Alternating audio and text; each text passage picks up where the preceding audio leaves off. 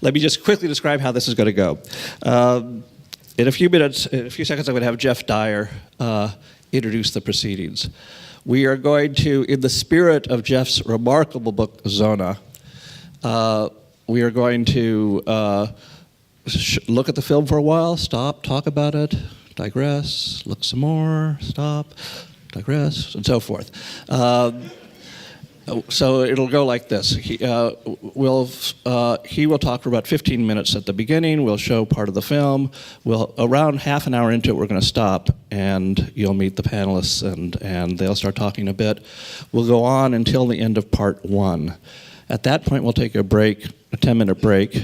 One thing about this break, by the way, and those of you who are familiar with our events, we have an independent bookseller out there.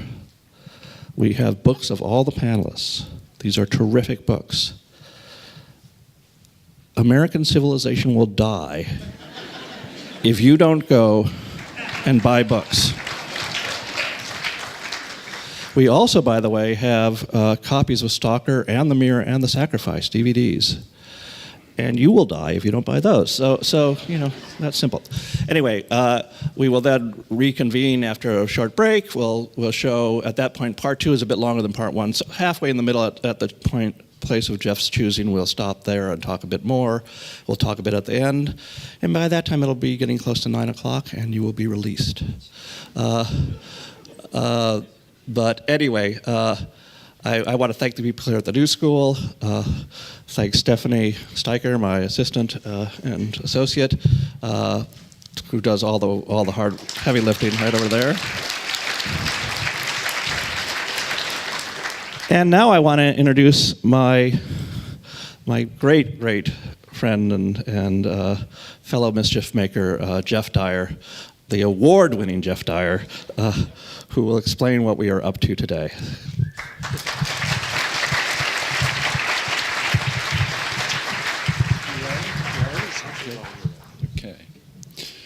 Great. Hello, everybody. I'm having the most sort of extraordinary time in New York, and I seem to spend all my time either here or in the Café Loop over the road. It's the most restricted visit to New York I've ever had. But this afternoon will be one of the most expansive experiences. And also, I think it's worth saying this is a unique, it's a unique way to see Stalker. Unique in the sense of potentially uniquely irritating. Especially for those of you who've not seen the film before. So I guess this will be quite useful for me and the panelists. Could you put up your hands if you have seen Stalker before?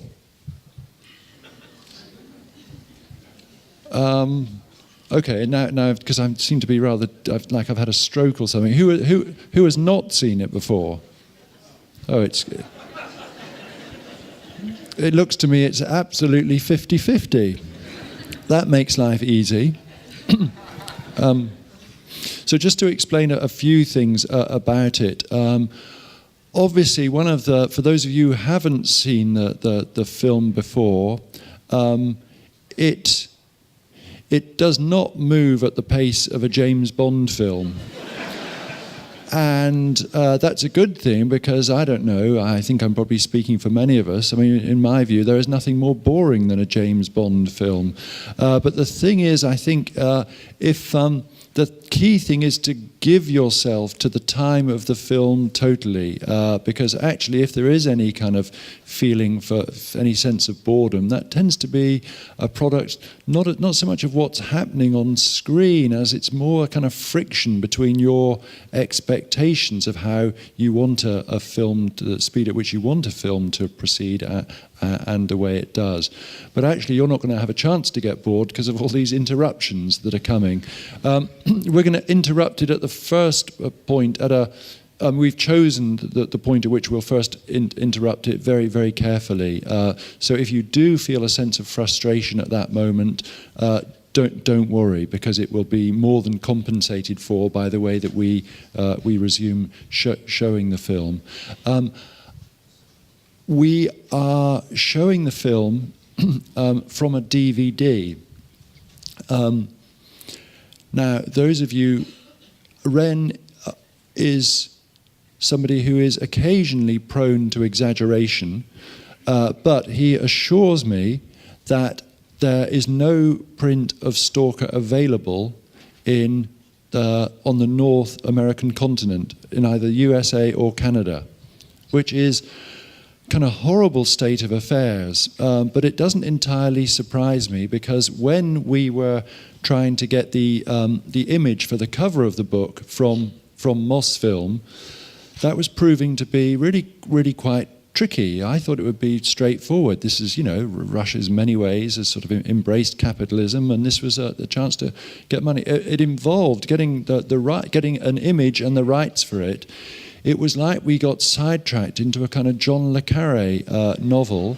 And I promise you, this is not an exaggeration. We had a mole in Moscow who had some sort of in with Mosfilm, and we had to send her an odd number of red roses. This is just to get a high-res image for the cover. So if I understand things correctly, the film is just in this weird sort of limbo at the moment, that there is no kind of distribution deal available. And actually, although there are prints in Britain, it's similarly in this kind of weird limbo, which is a great shame, because it means we're missing out on what we call in the trade cross-marketing opportunities. So Stalker was made in 1979, and I saw it on release when it came out in Britain in 1981. So I saw this film 30 years ago, and the reason that I ended up writing a book about it, well, I guess I had in the back of my mind a few lines of J.M. Coetzee's when he's talking about having read certain pages of Dostoevsky innumerable times, and still he finds that instead of becoming inured to their power, he finds himself sobbing uncontrollably. And for me, something similar happened in that although I'd seen this film more than any other film except Where Eagles Dare, I found that I still found myself overwhelmed by its power. It increased with every subsequent viewing. It seemed more and more profound, and I also came to realize how it had shaped my view of the world. I think you'll all be familiar with that thing. You go to see a film, however crap it is, and for a few seconds you get outside of the cinema, and the world is, you're seeing the world through the eyes of as though you're in the film that you've just seen. Now, with really bad films, it only lasts a couple of seconds. With other films, I'm thinking of that film that I saw recently, whatever it's called, Marcy May. I can't remember the title. That lasted for me for a long time, but Stalker has lasted. It's changed the way I've seen the world for approximately 30 years, and I think that's not unusual. Just a few very quick things about the history of the making of the film.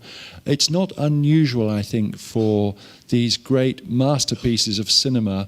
They tend to have rather troubled creation stories. So I think many of us will have seen the documentaries made about the making of Herzog's Fitzcarraldo or Coppola's Apocalypse Now.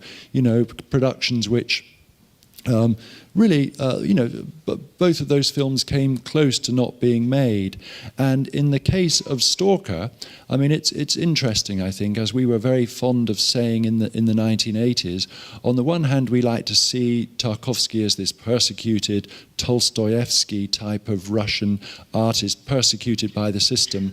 But of course, as we like to say back then, a much cruder form of censorship operated in the West, the form of censorship known as the market. I mean, it's quite hard to believe, really, that somebody could have got the money to make films could have raised the money to make films like Mirror or Stalker.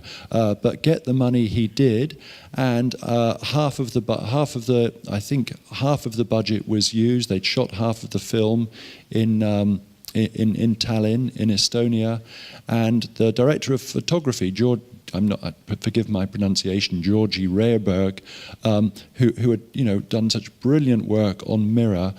Something happened. There's all sorts of accusations about whose fault it was. Either he'd done something wrong, or the technicians processing the film, but back in Moscow.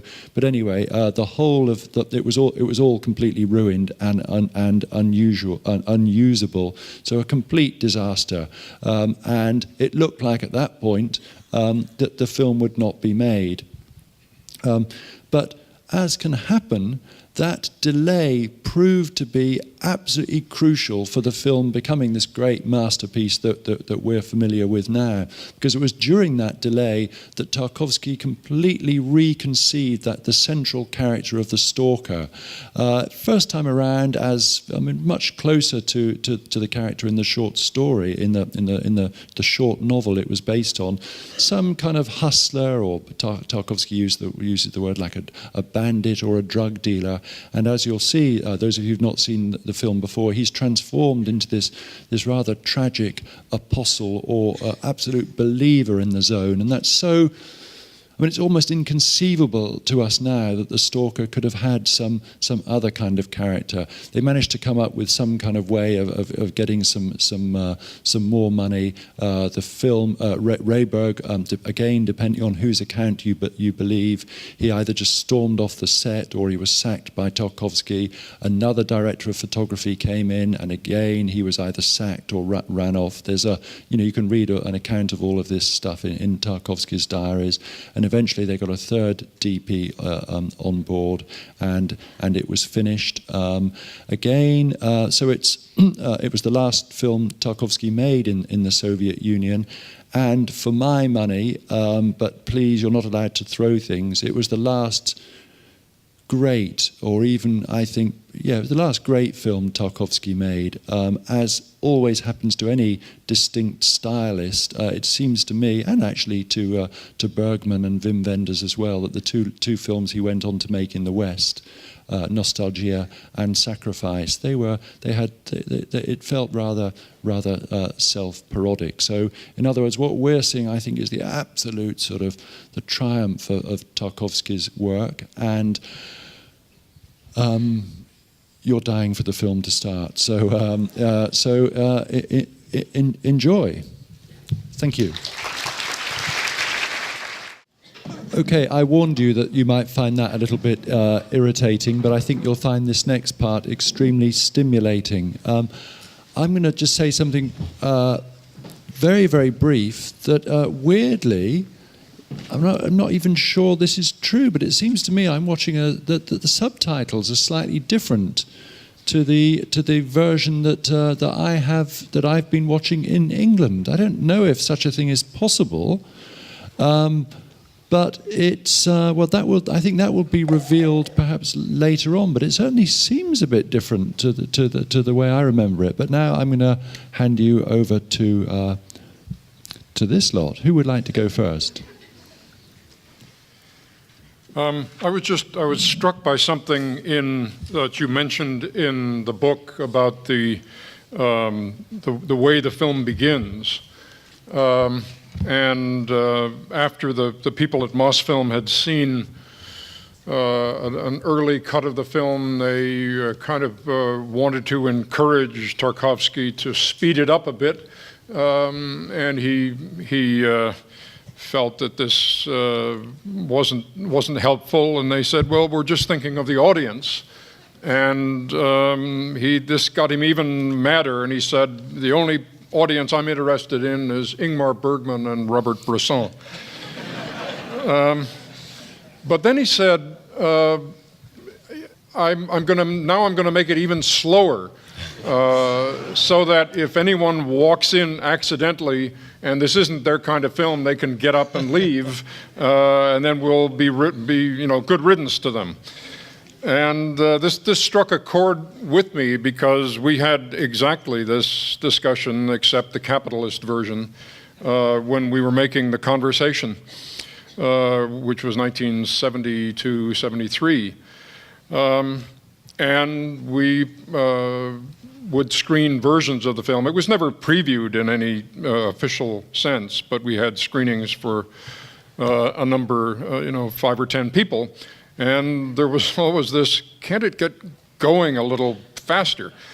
Because Francis had just had a huge success with Godfather, and Gene Hackman was in the film, and it was just after Watergate, so people were expecting Popeye Doyle meets the Godfather in the Hotel Watergate. And so we did, unlike Tarkovsky, we actually tried to speed it up, but we learned what he learned, which is that if you do that, you then deliver even the more wrong audience to the heart of the film. Mm-hmm. And so we discovered that that was not the way to go, and we, just like Tarkovsky, we put it back the way it was originally, which is the way it is now when you see it. It's a slow, measured beginning, but it's something to talk about with this kind of very unusual measured pace of the film. What is the filmmaker trying to say, and whether you agree with that or not, the beginning is how you get in. That's how the needle kind of gets under the skin, and then the plunger can deliver whatever the film has to deliver. Thank you, Walter. I wanted to say a few things. One is that Tarkovsky was not alone in Soviet Russia in some of this aesthetic tendency. We think of him as a kind of lonely comet, but you had a whole bunch of filmmakers like Alexei German, whose beautiful films will be seen next month at the Walter Reed Theater in a retrospective. You had Larisa Shepitko, Ivan Klimov, Parajanov, and they were all drawn to this long-duration take aesthetic, which seemed to be a way for them to escape socialist realism and find something more spiritual or more allegorical. It's interesting to me how the long-duration take became a kind of international art film festival style, and the different uses to which it was put, like the Greek director Angelopoulos, Antonioni, Bresson, and Janshko, and so on. You, in your book, you depart from some of them and like others, But what is the advantage of this? The tension, the long duration take.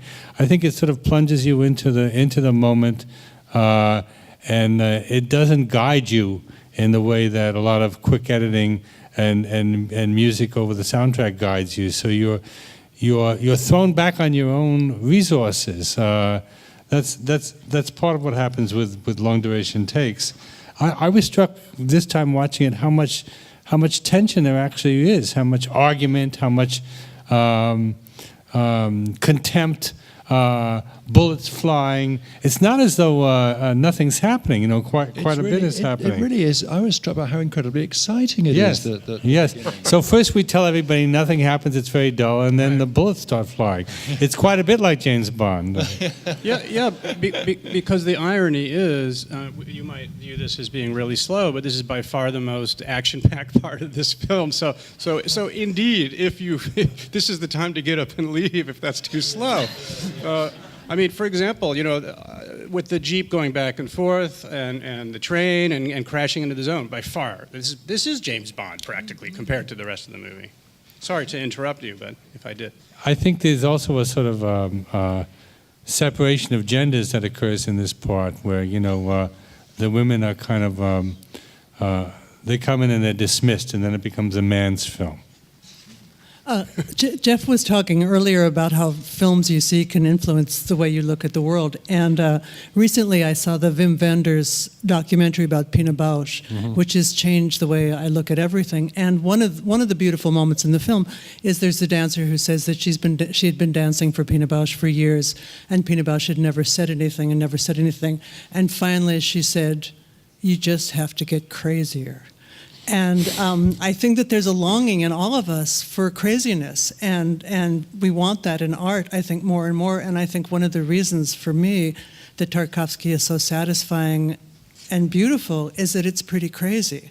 And it doesn't get any less crazy as the film, but it breaks every rule of what you think art or film is supposed to be.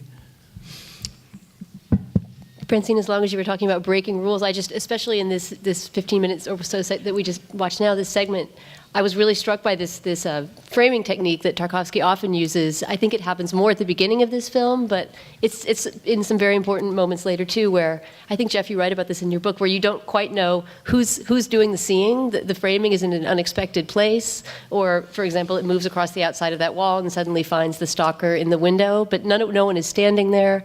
There's not quite a sense of who is doing the looking. And also, this really becomes important later, we always don't know why we're looking at what we're looking at. So the camera will rest meditatively on an object while something entirely unrelated is happening in the sound and in the story. I wanted to say something about the sets also and the framing, because I was struck this time with, it made me think of Kabakov, is that the name of the Russian artist who Kabakov. What? Kabakov, who would set out these kinds of installations of the drab life of Soviet Russia, and there is something that's on the borderline between film and installation art sometimes in Tarkovsky, and you see that also in the set with all the water on the floor, So it feels like he's very influenced by that. By just looking at the set as a work of art in itself, and the way that water is always made to expand the frame by mirroring, so to speak. Yeah. I'd like to just say something briefly about how these characters, who are really, they're called writer and scientist and so on. We don't even get their names, but they really are classic late Soviet archetypes. I actually had the privilege of spending some time in the USSR in the late 70s, early 80s, and I sort of absorbed, I was quite young, but I absorbed this Brezhnev period ennui, or whatever you want to call it. And I also met some of these people from the Moscow intelligentsia. For example, the writer is a dead-on, practically a caricature of a fusion of a number of figures who were, in writers in the Moscow scene in the late 70s, and a lot. It's interesting, Geoff. When I read your book, and you mentioned in response to the writer saying we should write about nothing, and then you went into a very interesting paragraph about how this is reminded you of Flaubert and so on. And this is a philosophical, and it's a completely correct observation. But another way to look at it is, it's also a straight political comment. Tarkovsky seeds this film with such things. The writer says, we should write about nothing, and he's absolutely, and there's another comment about the truth, digging for the truth, and then you discover that it's shit. And this is also, overt. This was, in fact, when I saw this film for the first time, I thought, how is it that they let him get away with this? And it's all across the film. And I remember Ren mentioned when he invited us all to this event, that statement at the beginning where the Nobel Prize winner says something about our little country was a way of sneaking it past the censors, but 99.9% of certainly the Soviet viewing audience saw that as irony. I mean, how else? Anyway. But it wasn't just, he didn't just sneak it past the censors. Let's be honest, Tarkovsky was an object of pride for the Soviet Union. Unlike someone like German, whose films almost never got distributed in Soviet Russia, they sort of paraded Tarkovsky around to film festivals until he got a little out of hand. Yeah. It's so beautiful that the scientist is the superstitious one. That he's the one when the writer is about to go back. I mean, because obviously it's bad luck to come back when you've started on the journey. The scientist is the one who says, don't do it. And then the writer says, are you really a scientist? I mean, it's one of those moments that can just go right by you, but when you're paying attention the way he makes you pay attention, you go, You know what else is great about the moment of Don't Go Back is that it's such a great foreshadowing of what's about to come. I don't want to give it away to those who haven't seen, but they're going to a place where it really could be a matter of life and death, whether you step back into a room or not. You know, it's interesting, the word he uses, the scientist, he says, nilzya. It is not allowed. The subtitle was not correct. It is not allowed. That was the Soviet word, you know. Nilzya. It is not allowed. I mean, old lady said it to me all across the country. That is not allowed. What were you doing? Well, I was rolling a joint in the Hermitage. No, I was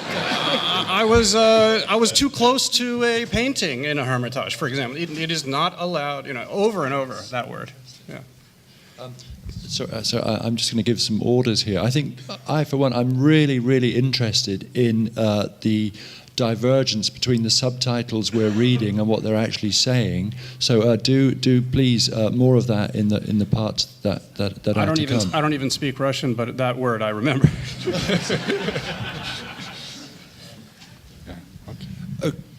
Unless somebody desperately wants to say something.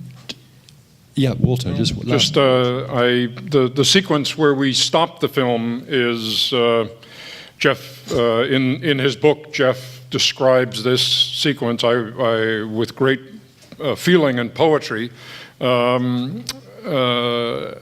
It's a tracking sequence along as they move through this landscape on the little rail car.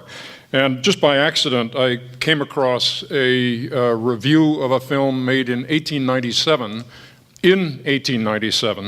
This is a short film called Haverstraw Tunnel, shot by Billy Bitzer, who was famous Griffith's cameraman for Birth of a Nation. But as a young man, he shot this film. Same thing. The first tracking shot, putting a camera on a train and going through a landscape.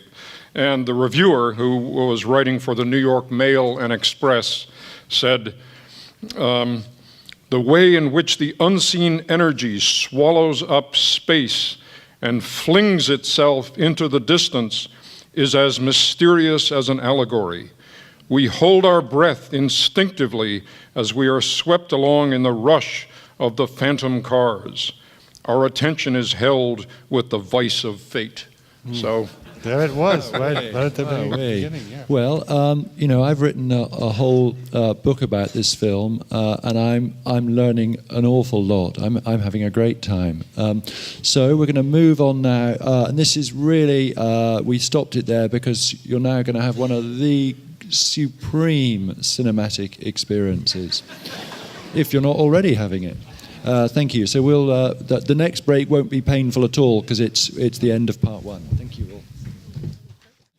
Do you know, it's so strange. I was talking about the subtitles being different before, but even the sound seems different. But that's the zone. It's always changing. One of the nice things I think about seeing it in a room full of people. One often under commented on aspect of the film becomes much more pronounced. That is to say, the comedy. It's really, really striking that how funny it is. Just a couple of quick points. I mean, it's the power. I've seen. I mean, I really didn't think I wasn't desperate to see this film again at this moment. The power of it is extraordinary. It's completely drawn me in again. I hope at some point, I mean, the people on the panel can say what they want, but I'd love it if Walter in particular will say something about the sound. And I'd just like to make one sort of technical observation, which I think is really key to the film. You remember that sequence where there's that burned out military vehicle, and they start walking towards it, and it's a point of view shot, isn't it? Obviously, it's somebody walking towards that, and we get closer and closer, and then gradually they come into view, all three of them. So whose point of view was it? Because it clearly, physically, literally couldn't have been one of those. And that's one of the ways in which we get this sense of the zone as being this sentient place. And also what it means is, actually, that point of view is ours. We're not just watching this place, the zone, we are in it. We're along for the ride as well. I don't know. Would you like to begin, Walter, by saying something about the sound? Sure. It's I have I guess a kind of temporal link with this film because for all the difficulties he was having making this film, Francis Coppola was simultaneously making Apocalypse Now. The dates of when Francis started shooting in 1976 and finished in 79. This started in 77 and finished in 79. There were heart attacks in both cases. Tarkovsky had a heart attack. Martin Sheen had a heart attack. Both films suffered what seemed like catastrophes at the midpoint. A typhoon wrecked everything on Apocalypse Now, and then this, with Stalker, the difficulty with the film stock, where everything had to be reconsidered. But in both cases, that pause gave time for the directors to reconsider what they were doing. There was recasting for an Apocalypse Now. Harvey Keitel was recast with Martin Sheen. Stalker had a reconception of who he was. The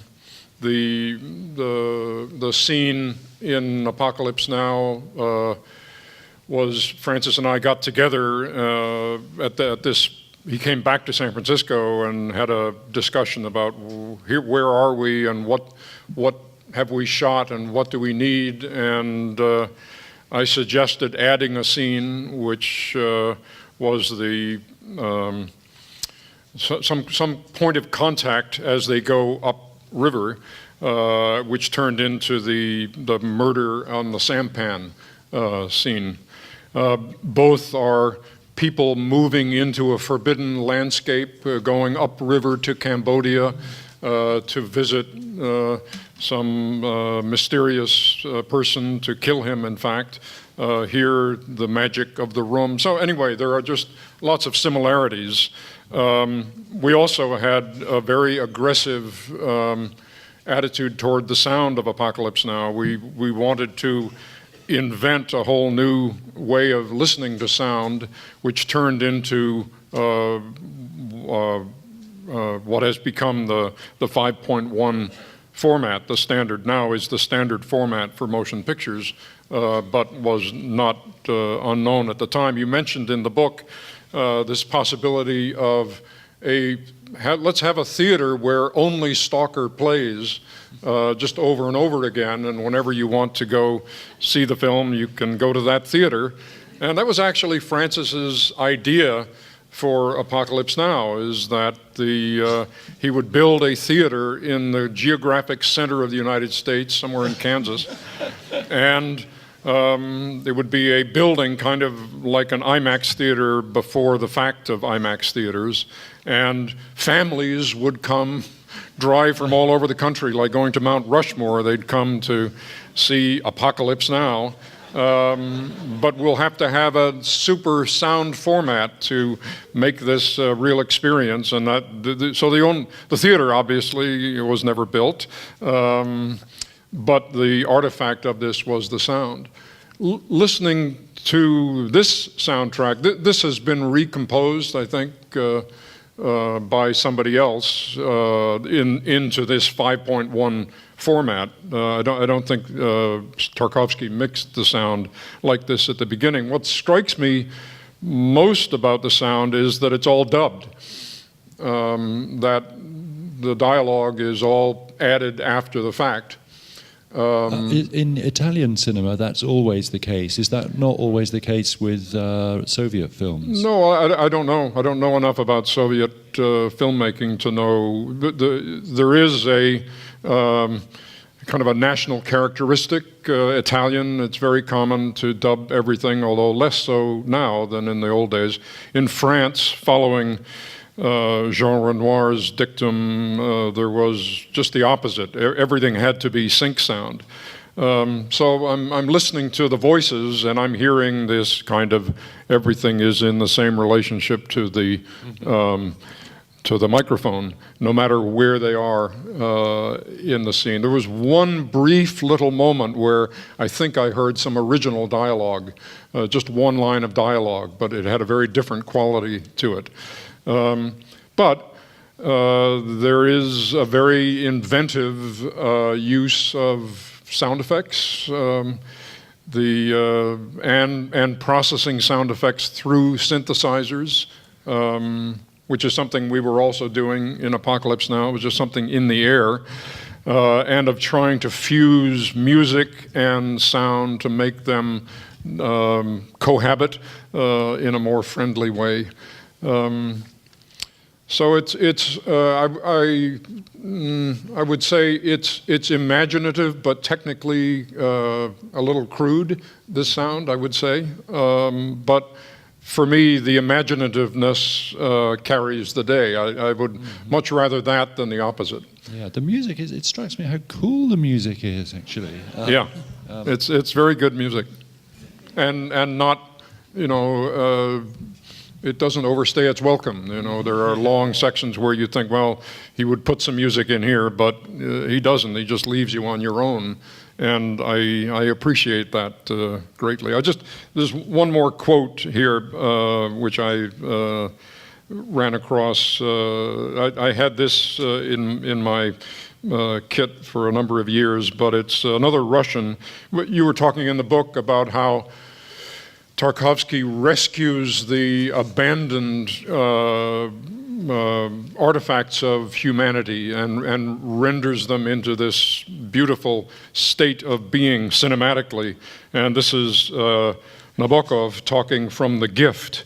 And he says, you should feel a piercing pity for the tin box in a waste patch of land, for the cigarette card from a series of national costumes trampled in the mud, for the poor stray word repeated by the kind-hearted, weak, loving creature who has just been scolded for nothing, for all the trash of life which by means of a momentary alchemic distillation is turned into something valuable and eternal. Oh, bollocks. We should have had this session before I finished the book. Then I could have put that in. I was very conscious watching this section this time of the ways in which Tarkovsky compels you to surrender to the film and give yourself over and get rid of all the things you think of as logical and sensible. And in Geoff's book, you talk about the nuttiness, so to speak, of the whole nuts and bandages situation, and the fact that no one is asking, what's up with that? You stop asking, and you're there in that sense with them because what you have brought to it, your own logical self, is kind of dissolved by that. I want to make a few random comments. One, how many shots show us their backs? How much dialogue is delivered with their backs to us, in that Miles Davis turning away from the audience way.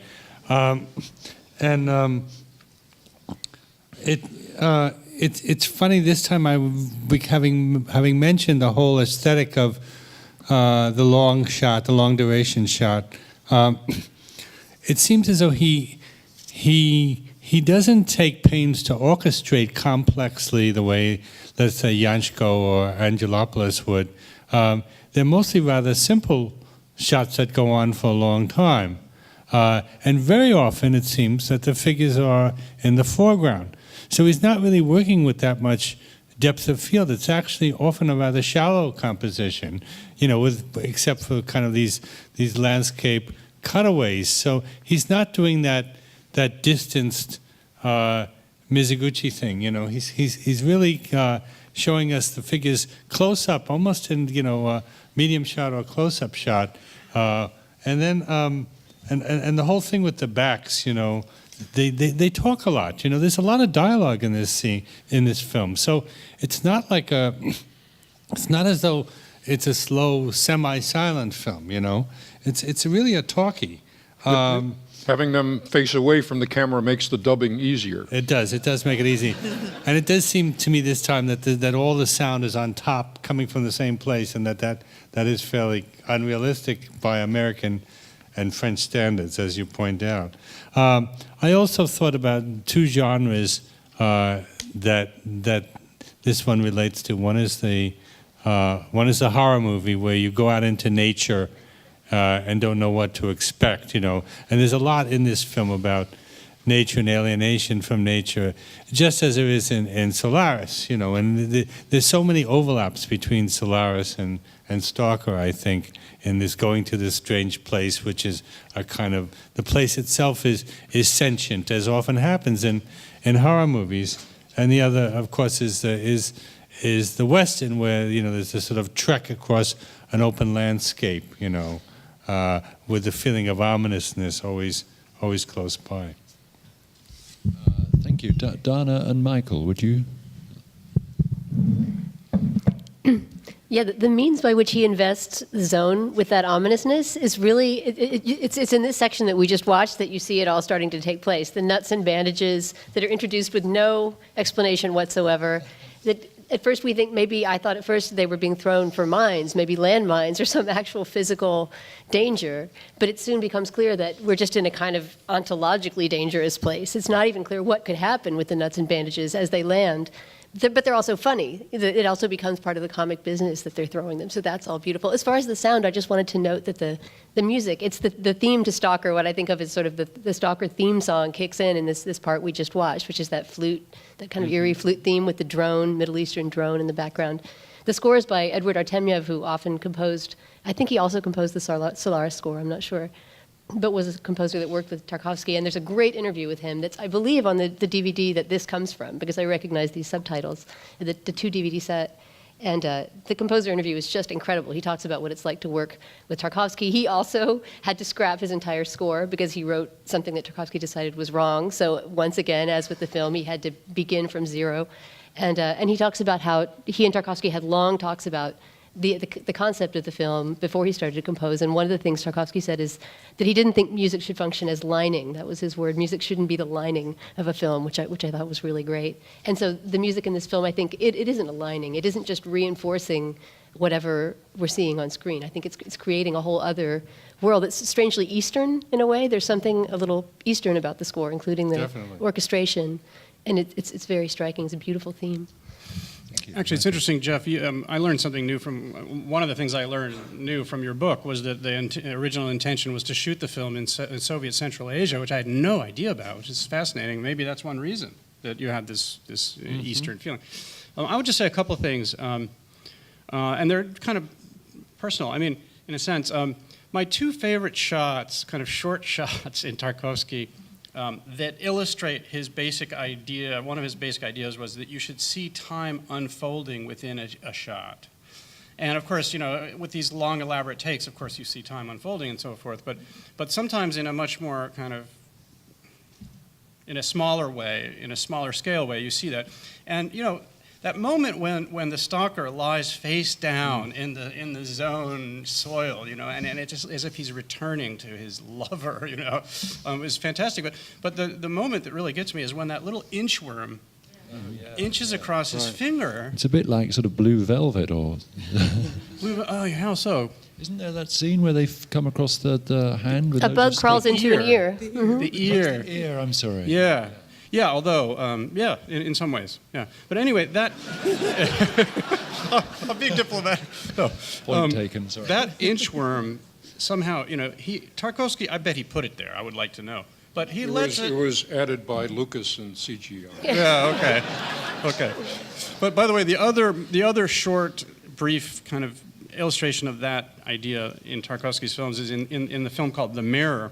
You have this very interesting scene where Ignat, who's basically the actor playing the young Tarkovsky, suddenly sees a middle-aged woman in this room who asks him to read something from a book. She just appears like an apparition.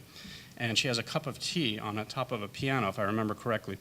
And he reads this letter from Pushkin to another writer about Russia and how the Enlightenment passed Russia, and it was really about Russia, but he would not change Russia for anything else, and so on.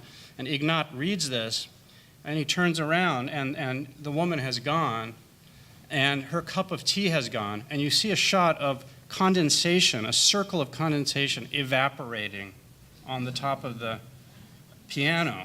And it never fails to, hairs rise on my arms when I see this shot. It's just so powerful. The other thing I would say about this sequence, this particular part of the film, is what is the first thing you see when we kick into color? Does anybody remember? The first thing you see? The cross? Cross-shaped telegraph poles, And Tarkovsky was not really given to overt symbolism in general, and he would be probably furious with me for bringing up such a thing, but it's not unintentional. This is a film where somebody wears a crown of thorns.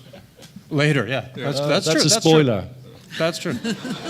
But also, it's three of them. You got these three, Anyway. I don't want to go into, I don't have anything more to say. I don't have any more analysis on that, but it's something, it's kind of interesting, I would say, that he does that. Could I just say the most obvious thing? It probably doesn't need saying, but when it switches from sepia into color, it's so shockingly beautiful that it makes you feel as if you've never seen a color film before, and that no one has ever seen or made a color film. I mean, it really makes you see it as if for the first time, which is pretty miraculous. That is so true. And let me just get this straight, right? Are they allowed to go to the restroom now? You are indeed allowed to go to the restrooms. We're going to take a 15-minute break, but not without first thanking our panelists. While the other members of the panel are coming up here, just a bit of a few points. We at the Institute of the Humanities are always hoping to improve your experience. So if we do this again, we're going to get you to sit there in soaking wet coats so that you can have a fully immersive experience. I forgot to mention something at the beginning. Walter particularly was talking about the problems in the history of making the film, and those continued in a way after it was finished. The first time the film was broadcast on TV in Britain, somebody obviously sort of saw the first bit of it, and they thought it was a black and white film, and so they broadcast the whole film in black and white. The transition to colour never happened, so effectively they never made it to the zone, but that's the kind of country I come from. It's just so striking to me it's just incredible how much it reminds me. Apparently when Kafka used to read his stories to his friends, they'd all sit around howling with laughter. So that's something that the comedy of it is increased. But also, I think as it goes on, one becomes more struck by certain things. Obviously, many people have commented on the way that in some ways it was a prophetic film, that, Tarkovsky anticipated Chernobyl, all this sort of thing. But it's also backward-looking as well, isn't it? It's clearly not a film about the Gulag, but it's a film that is haunted by the Gulag. The Gulag is there constantly in this word Zona, in the stalker's hair. He's got that Zek haircut. I think that becomes much more pronounced as the film goes on. A final point before I hand over. When I was going through the proofs of the book, on the fourth, I think I was going through the proofs for the fourth time, I noticed something so important during that last scene that I had to make a big change. Did you notice where the camera went after they'd all been after the sort of long bum fight sequence, and when after the writer is nearly accident? Did you notice where the camera went? Yeah. It's just incredible that. None of the humans make it into the room, but the camera goes into the room, and by implication, the camera has its deepest wish realized, which is basically that this film came into existence against all odds. I'm sure everybody wants to talk about the dog. Who would like to go first? Francine, maybe. I thought the dog was a wolf till I read your book. So, speaking of your book, I had a thought about this section of the film, and then I couldn't remember if it was my thought or if I read it in your book. So I'm just going to say it, and those of you who've read the book will be hearing it again. And that is that there are these three moments, and the first is when Stalker is talking about music and the generosity of art and the beauty of music, and then when the writer is in the Meat Mincer talking about the horror of his life and art. And then a little later when Stalker's talking about why he brings people to the zone. And I thought, oh, obviously Tarkovsky is just having this big argument with himself about art and about making art, and it's the sort of argument that anyone who's trying to do it has in the middle of the night all the time. But I'd never seen it on a screen before or done so beautifully, and not obviously about that, except it is about that. Mm-hmm. Was that in your book? I can't quite remember, actually. Almost certain everything is in the book. It's the key to all mythologies. I had a comment about the prophetic nature of the zone and Chernobyl, and there's no doubt that there's a prophetic quality, and we had a zone later. But one thing that to this day a lot of people don't recognize in the West is that there was a major nuclear accident in near the town of Chelyabinsk in 1957 when they. By the way, speaking of zones, this was in a closed zone of the Soviet Union where researchers like our scientists were working, and so no foreigners were allowed there. There were closed cities and all of that, and they were doing nuclear production there, and just simply pouring plutonium, all kinds of highly radioactive substances into storage tanks just underground, and one of them blew up. And apparently there was a genuine mushroom cloud. It spread all kinds of nasty stuff all over the landscape. And then a zone was created in the this is 2 decades before this film. Mm-hmm. And Soviet citizens knew about this, but it was highly confidential. And they were not, you simply didn't talk about it. People would talk about it quietly at home. But Soviet citizens knew about it. Mm-hmm. And so this whole, early in the film when we hear about the zone, Monkey and how she's a victim of the zone, a good friend of mine in Moscow who took me around when I was writing for Rolling Stone in the mid-'80s about Russian underground culture, was born near Chelyabinsk a year later, and he was a giant. He is a giant. He's got all the features of giantism, big forehead and so on. And we talked about this, and he said, he said with, very good humored way, he said, I'm a genetic hiccup. So he was a zone child, let's say. So that's one thing that I just wanted to say about that, because I don't think Tarkovsky, there are many kinds of zones, obviously.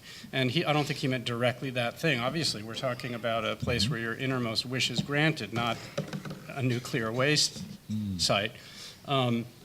But I did want to bring that up. And then another thing I would say about this particular section we just watched is, when the phone rings, and it's the wrong number. This is another great Russian joke, Soviet joke.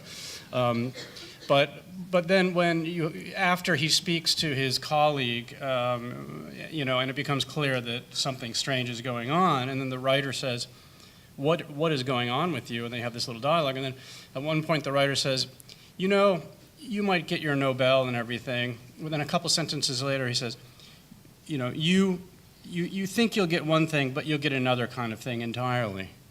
And this is the same decade when Andrei Sakharov, the father of the Soviet H-bomb, got a Nobel Peace Prize, not a Nobel Prize for physics, And I'm not saying that that's direct, but it was definitely in the air, let's say.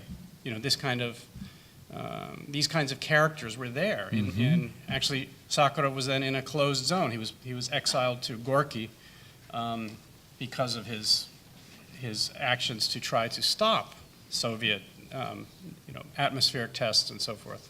Thank you, Michael. Yeah. Fantastic. I mean, if Philip, well, you don't have to speak if, but you're I'll just say two things. One, I completely agree with Francine that the film gets wilder and wilder. It's so Russian, you know. They just sit around talking about their wasted lives, and so of course that's the Chekhovian element, you know. Sometimes I resist Tarkovsky. You know, I just get to that point, and then I think, well, you know, I'm not sure the writing is good enough to go toe to toe with Chekhov, and so it sometimes I feel like there's a lot of bluster, and I like the fact that scene slows down so much, and there we are, we're stuck, you know. But I feel pummeled and bullied sometimes, and so I just want to record my skepticism and resistance. Yeah. No, that's that big chunk. I mean, I find that does, you know, my attention sags a bit in that, and I think it's a really good point that some of the writing is pretty weak, I think, in that sequence.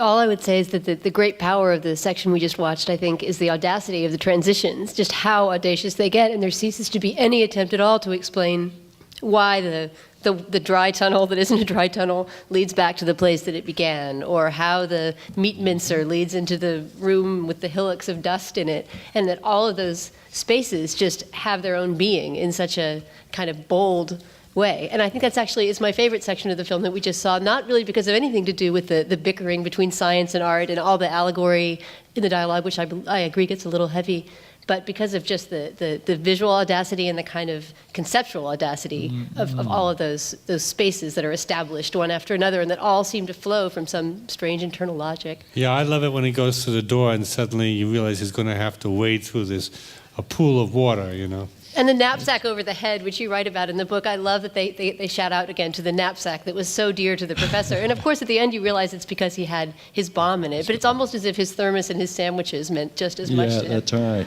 By the way, sorry, I forgot to say there's a new book about Tarkovsky coming out by Nariman Shakov, who teaches at Stanford, and he points out that during that sequence when they're all having that sort of rather damp pillow talk, and it zooms in on Professor as he listens, and if you look very closely at the shiny buttons on the Professor's coat, you can see a reflection of the lights and the camera and the cameraman. That is deep Stalker geekhood, isn't it? In fact, should we play that whole section all over again, just so you can see that? Mr. Murch. Well, I was just reminded when we began this section, it was because it was part two, that there was, in a sense, this, as you say in the book, this hiccup of an intermission that just gives us a kind of it's like your hard drive is starting up again. Films at this time in the 70s were making a transition. When we were doing The Godfather, it was just assumed that there would be an intermission in the film because it was 3 hours long, and you didn't make long films without putting an intermission in it because of people's bladders and because of the theater owners wanting to sell more popcorn and because it was a tradition. And in fact, in The Godfather, we had created an intermission right after the killing of Sollozzo and McCluskey. Then at one point, Bob Evans, who was the head of the studio, came in and said, "We're not going to have an intermission. The film is too strong. We don't want to let them off the hook." And so we took it out, as a strict intermission. You can still see sort of the echo of it. The car drives off and music comes in very strong, and then there's a transition to a lighter thing. And It's a historical curiosity, really, that we made that transition during the 1970s, and now people don't even think about doing that anymore. Whereas at that time it was part of the grammar of making a long film was to put an intermission into it. 2001 had an intermission in the late 60s. That was true of all Italian movies of a certain length. There would always be part one and then part two. They'd always have an intermission. Well, I guess, so this is the moment when I have to compliment you all on your bladders. It's really, you're just holding out so well. And as I say, we've only got maybe 15 minutes to go. And then at the end of that, we'll deliver our summings up. And then, of course, you can have your say. If your minds have not been blown yet by this film, I offer a full guarantee that they will be with the next and last segment. That sequence when we see Monkey's head in the headscarf, and we assume she's walking, and then we see that she's being carried on her dad's shoulders.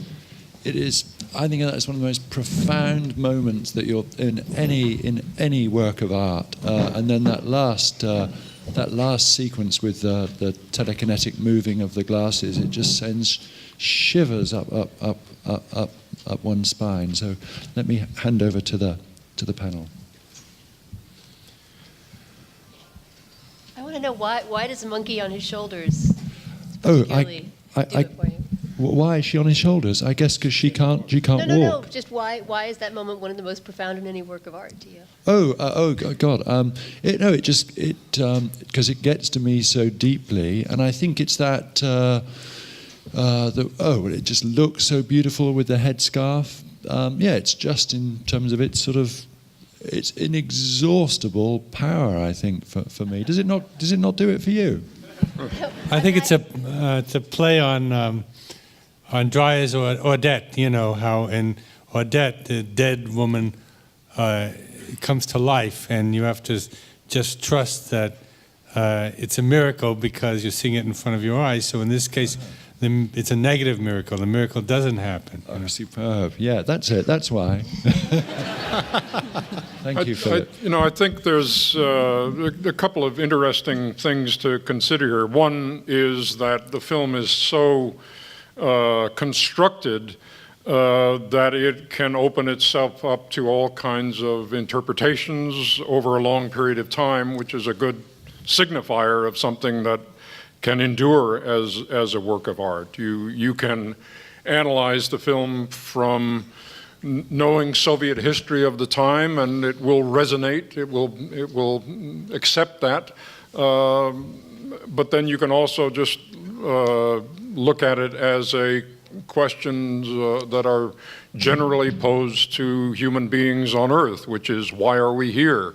And what is life all about? What are we supposed to do? What is dangerous? What is not? What is responsibility? And it will accept all of these things as well. I'm put in mind of a film I saw.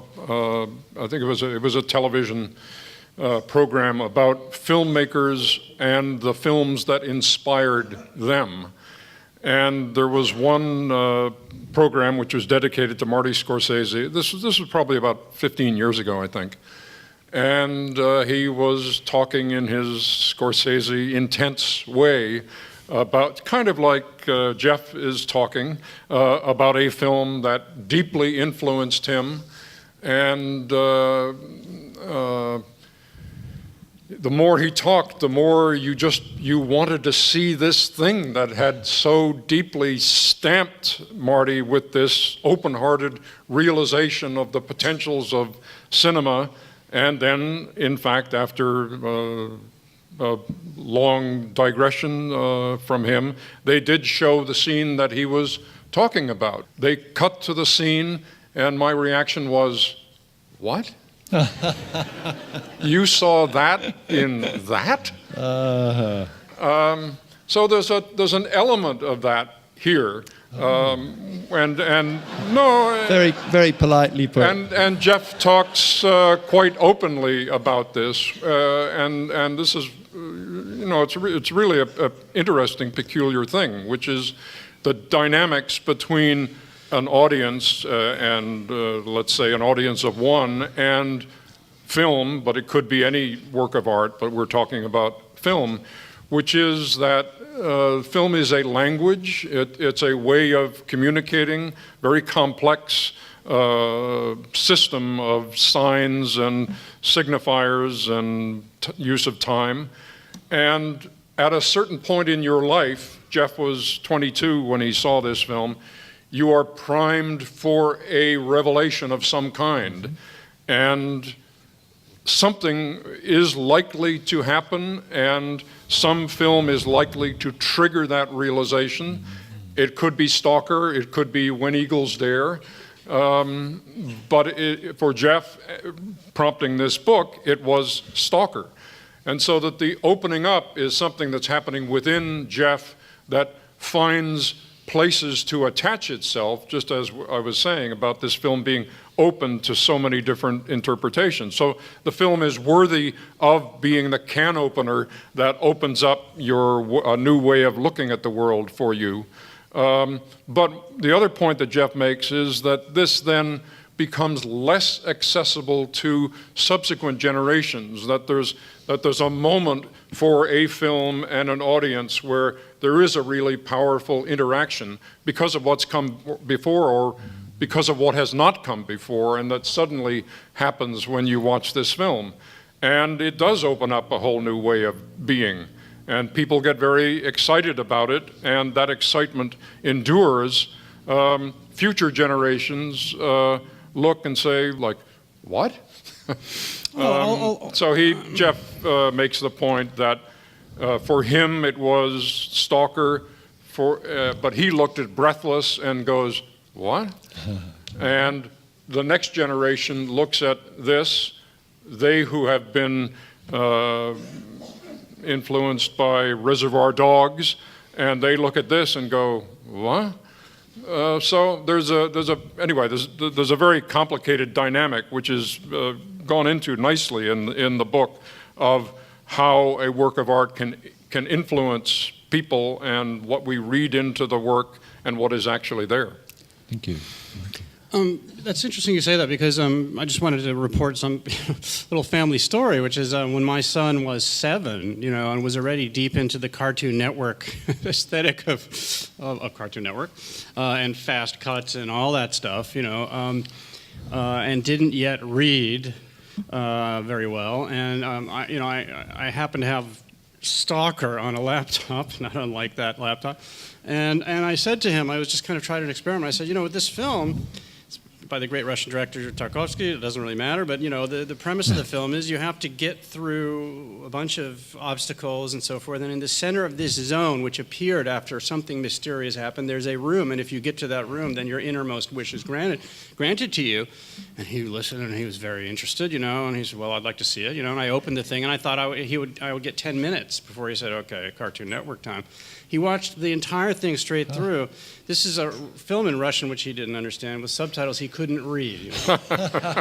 And he was just completely fascinated. And then, just to finish the story, then about 2 weeks later, we were on a Croatian island called Lošinj. And I should explain, I lived in Slovenia for years. My son is bilingual in Slovenian and English, but he doesn't speak Russian. And he invited his friend over.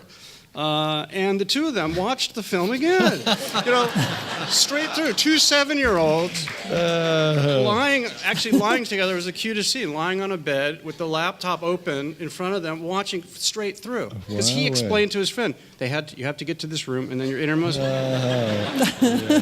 So, I felt like there's hope, somehow,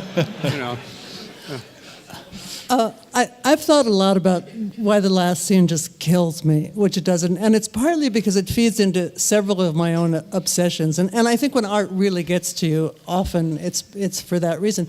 One of the obsessions is Russian icon painting, and the other is obviously telekinesis. The way I came to Tarkovsky, I'd never heard of him, but I was a huge fan of icon painting, and someone said to me, well, he's made this movie, Andrei Rublev, about an icon painter.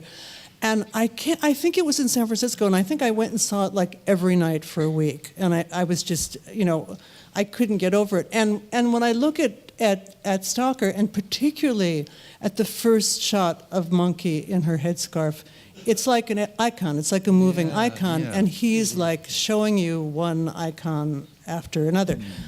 Then telekinesis. Around the time that I think I first saw Stalker, it was made around the same time as this film called Time of the Gypsies by Kusturica, in which telekinesis is a big kind of plot point. And I've always been interested in, and I had been even as a kid, trying to move things mentally. It didn't work. Can you do it now? No, I never could.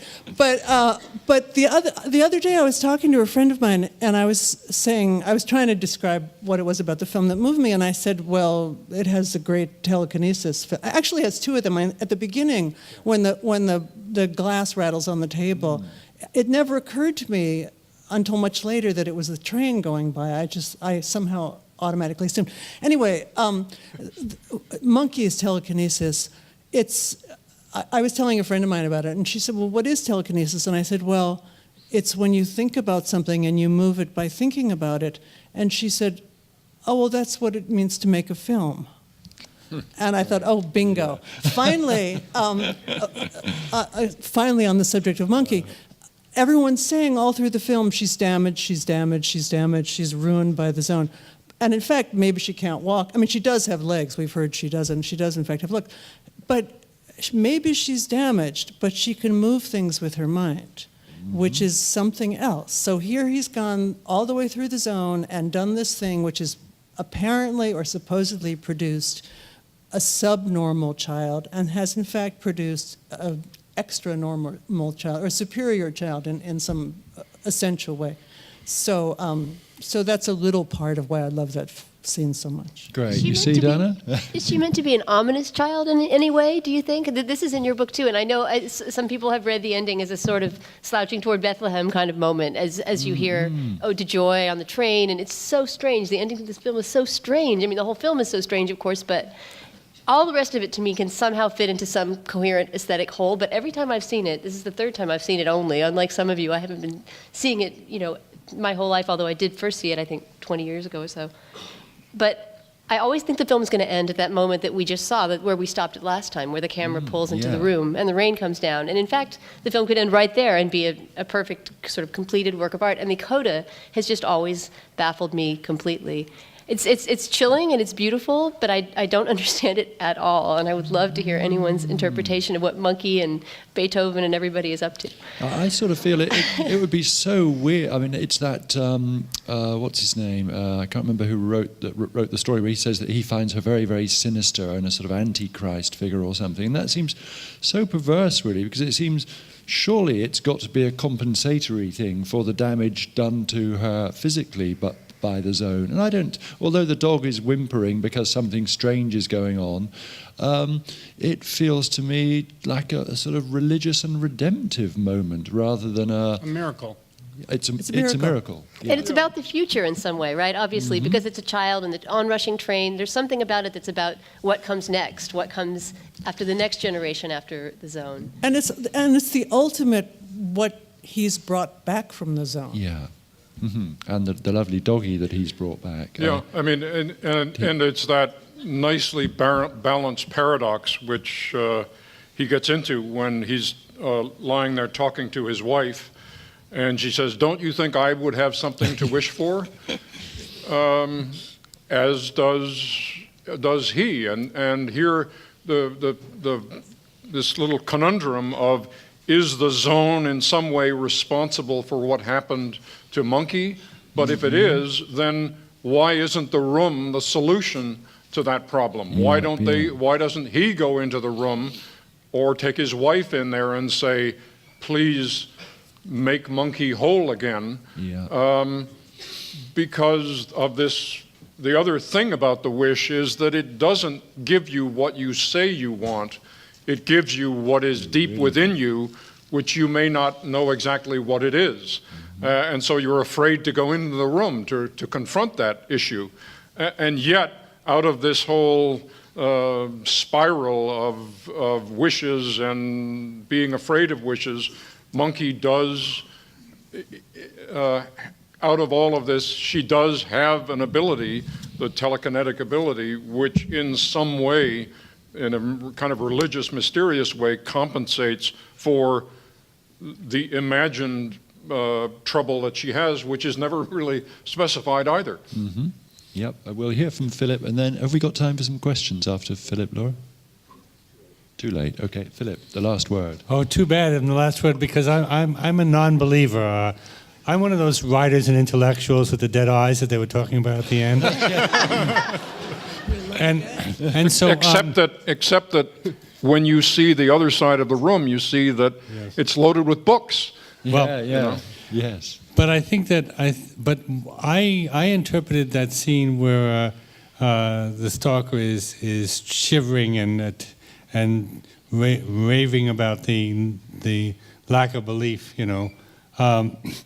as in a way ambiguous in that I think Tarkovsky was having his cake and eating it too, and that there's just a suggestion that actually this guy is delusional and that the zone doesn't exist, certainly as a grantor of wishes, and he's not going to be able to bring people back there because nobody believes in it, But he did bring back the dog. Yeah, and color.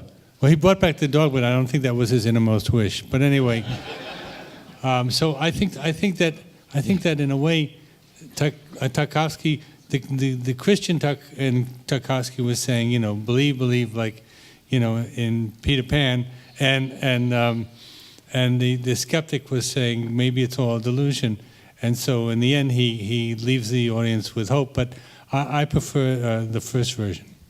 Okay, Ren is going to say a few words just to let you know, because I feel you haven't had enough Tarkovsky today.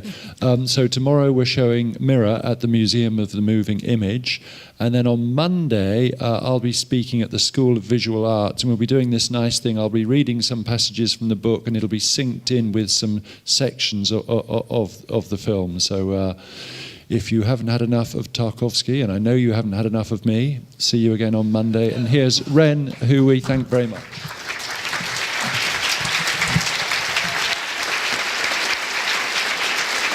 Fantastic.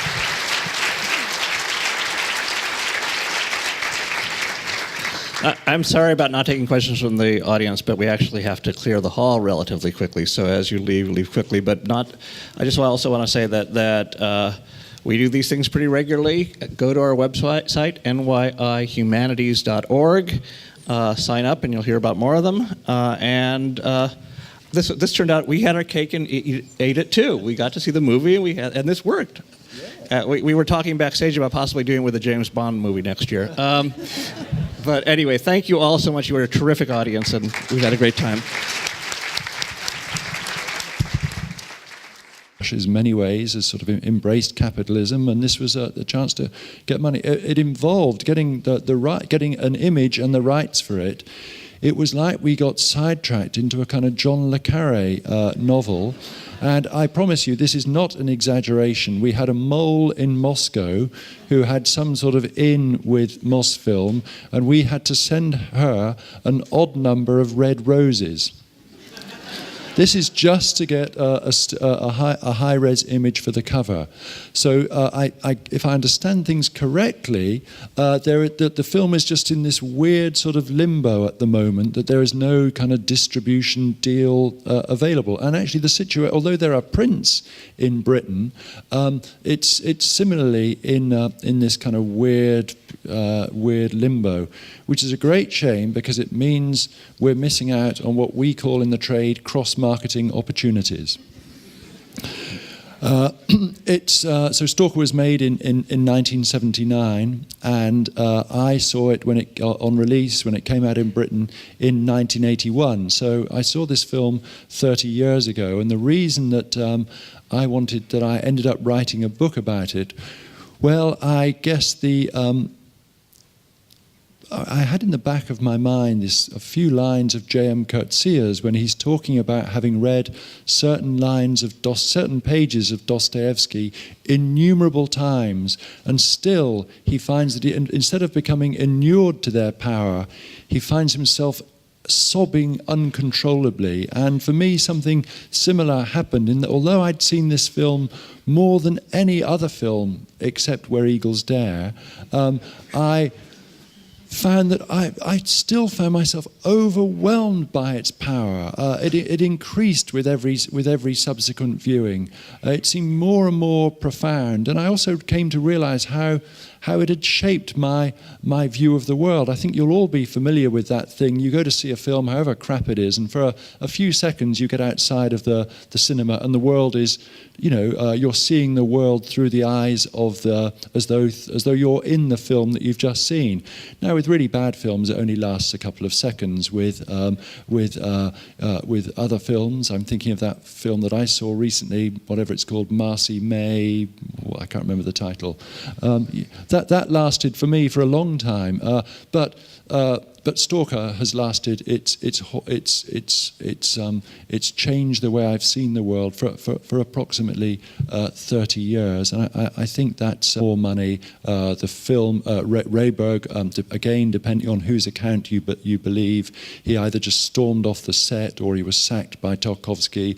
Another director of photography came in, and again he was either sacked or ran off. There's you can read an account of all of this stuff in Tarkovsky's diaries, and eventually they got a third DP on board, and it was finished. So it was the last film Tarkovsky made in the Soviet Union, and for my money, but please, you're not allowed to throw things, it was the last great, or even I think, it was the last great film Tarkovsky made.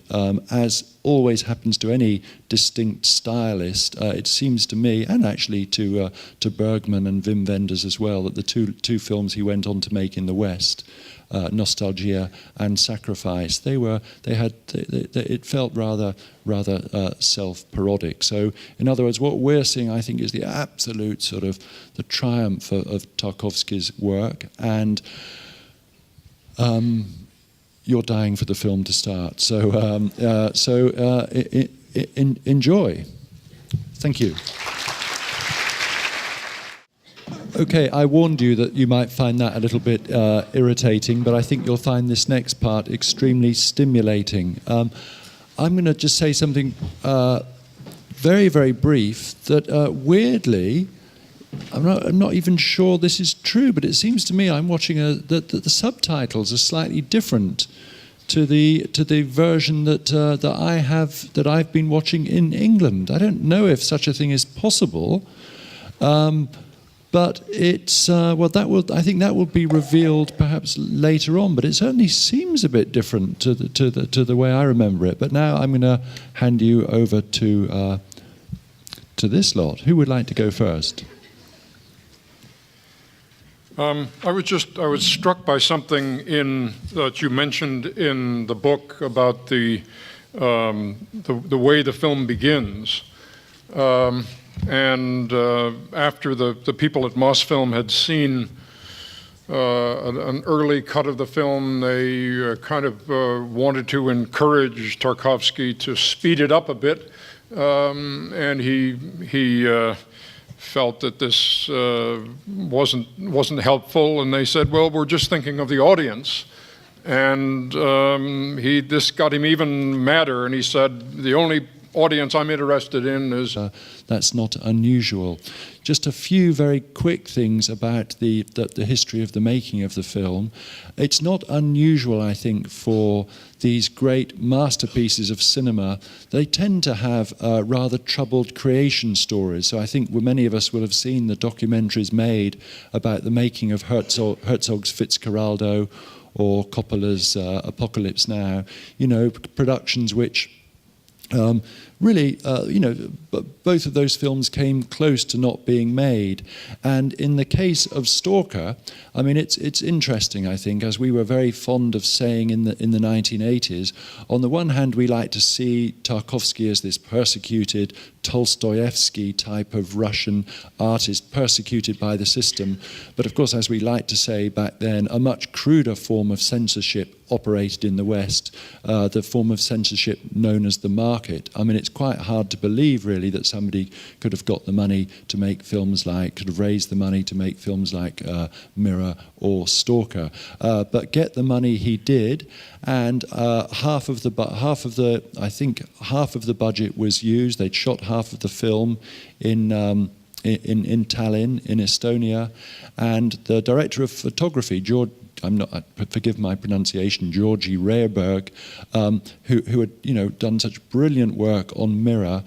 Something happened. There's all sorts of accusations about whose fault it was. Either he'd done something wrong, or the technicians processing the film, but back in Moscow. But anyway, the whole of it was all completely ruined and unusable. So a complete disaster. And it looked like at that point that the film would not be made.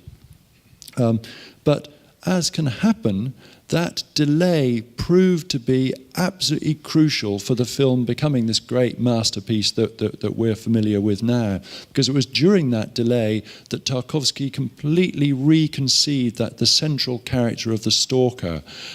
First time around as much closer to the character in the short story, in the short novel it was based on. Some kind of hustler, or Tarkovsky uses the word like a bandit or a drug dealer.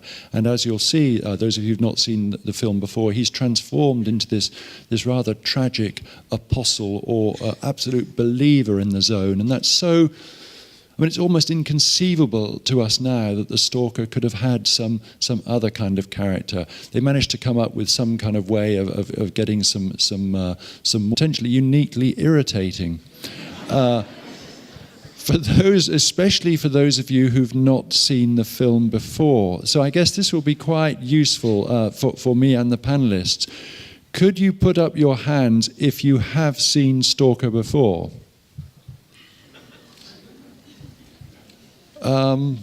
Okay, now because I seem to be rather like I've had a stroke or something. Who has not seen it before? Oh, it looks to me it's absolutely 50-50. That makes life easy. So just to explain a few things about it. Obviously, for those of you who haven't seen the film before, it does not move at the pace of a James Bond film.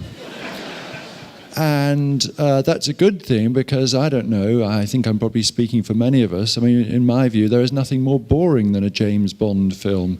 But the thing is, I think if the key thing is to give yourself to the time of the film totally, because actually if there is any kind of feeling for any sense of boredom, that tends to be a product not so much of what's happening on screen as it's more a kind of friction between your expectations of how you want a film, the speed at which you want a film to proceed and the way it does.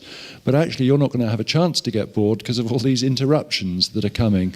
We're going to interrupt it at the first point we've chosen the point at which we'll first interrupt it very, very carefully.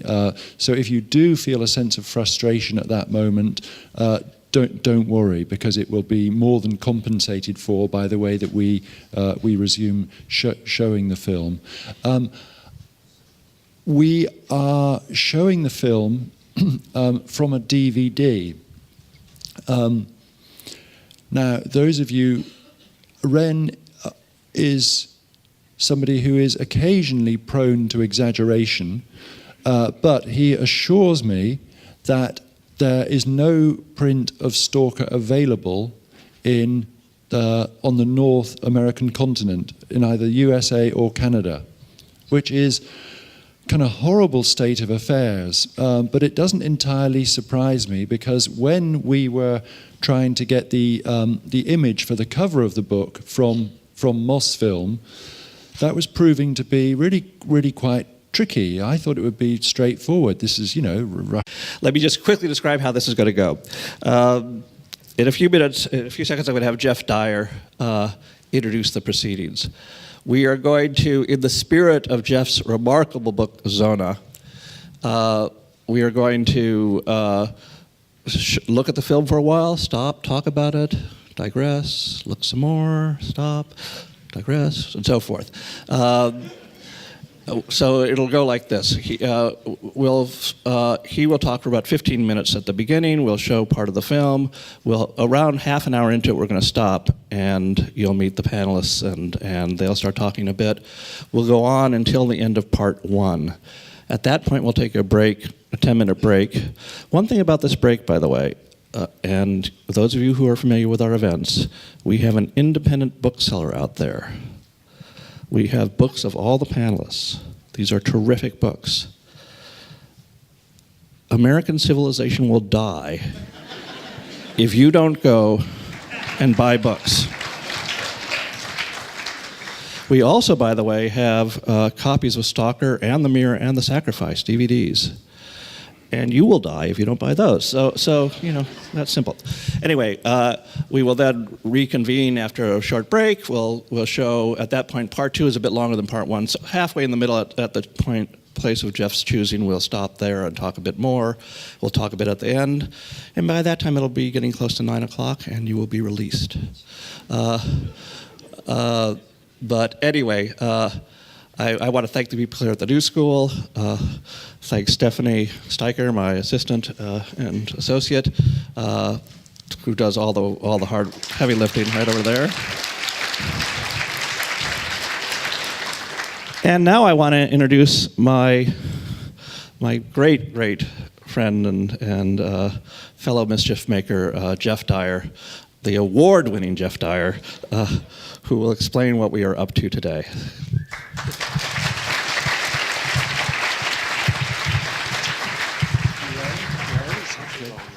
Okay. Great. Hello, everybody. I'm having the most sort of extraordinary time in New York, and I seem to spend all my time either here or in the Café Loop over the road. It's the most restricted visit to New York I've ever had. But this afternoon will be one of the most expansive experiences. And also, I think it's worth saying this is a unique, it's a unique way to see Stalker. Unique in the sense of